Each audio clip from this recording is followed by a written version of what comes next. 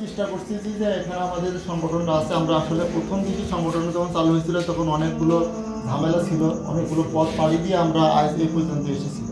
আর সবচেয়ে ভালো বিষয় হলো যে আমাদের যুব সমাজ আস্তে আস্তে হলেও এর ভিতরে ইনক্লুড হচ্ছে। আমি একটা বিষয় একটু বলি যে নবী সাল্লাল্লাহু আলাইহি ওয়াসাল্লাম বলছে যদি কোনো মানুষ বিপদে পড়ে সেটার ব্যাখ্যাটা আমি বুঝাই দিই। যদি রাত 3টে বাজে হঠাৎ করে দেখা যাচ্ছে যে মোনাদের বাড়ি চিল্লাপাল্লা, যে হয়তো মিরাজ মনে করছে যে কী ব্যাপার, যে মোনাবাদের বাড়ি কী জন্য চিল্লাপাল্লা হচ্ছে, ও যাই থেকে তোর মা অসুস্থ, এখন ও ভ্যান ডাকবে নাকি ডাক্তার ডাকবে, একটা বিপদের ভিতরে আছে। এই মুহূর্তে মিরাজ যে কী করে একটা ভ্যান ডেকে নিয়ে এসে মুন্নাকে বলে দিল যে ভাই এই হলো জিরোর কাছে যাওয়ার রাস্তা, এই রাস্তাতে তুমি যাও, সামনে হাসপাতাল আছে।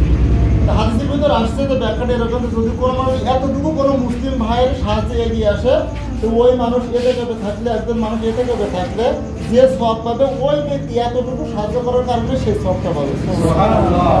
অর্থাৎ আমরা মনে করি যে এর চেয়ে বড় বড় কাজ কিন্তু আমরা করতেছি, অর্থাৎ অনেক ভালো ভালো কাজের দিকে আমরা এগিয়ে যাচ্ছি।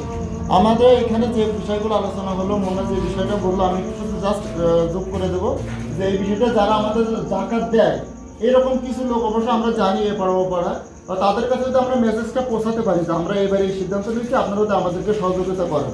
হ্যাঁ, দ্বিতীয় হলো যে মসজিদে উনি যে কথাটা বললো, উনি কথাটা বলতো যে আমি ছুটিতে থাকতে পারতাম কিছুদিন, তাহলে আমি এই বিষয়টা নিতাম যে 4-5 জন আমরা এক একটা মসজিদে বলবো যে আজকে আমরা ওই মসজিদে নামাজ পড়বো, যাই তাদের মাঝে মেসেজটা দেওয়া, তাহলে একটু সুবিধা হয়। তাও যদি না হয় আমরা প্রত্যেকটা মসজিদে আমরা যখন একটা শুক্রবারের দিন আমরা একটা চিঠি আকারে দিতে পারি যে আমরা এবার হায়দ্রাবাদ সেবা সংঘর পক্ষ থেকে এই ব্যবস্থাটা নিশ্চিত যে আপনারা আপনাদের মসজিদে যারা মুসল্লি আছে তারা যদি আমাদের সহযোগিতা করতে চান তাহলে করতে পারেন। এইভাবে যদি করতে পারি তাহলে মনে হয় আমরা এই বিষয়গুলো আগাতে পারবো। তা আপনারা এগিয়ে যান, আমার যতই ঝামেলা হোক, যাই বিপদে হোক, আপনারা এগিয়ে যান, আমরা অবশ্যই এগিয়ে যেতে, ভালো কাজে বাধা আসলে আমরা এগিয়ে দিতে পারবো। এই আশাবাদ ব্যক্ত করে আমি জাস্ট একটা কথা বলে শেষ করবো, সেটা হলো আমাদের যে নতুন কমিটি হয়েছে এই কমিটিকে আমরা আসলে অভিনন্দন জানাই।